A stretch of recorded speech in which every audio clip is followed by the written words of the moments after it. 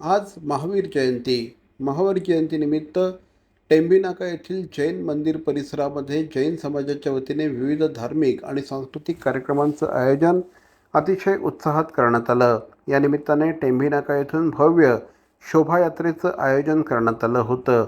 ही मिरवणूक तलावपाळी परिसरातून मार्गक्रमण करत पुन्हा जैन मंदिरात दाखल झाली. तिथे मिरवणुकीचा समारोप करण्यात आला.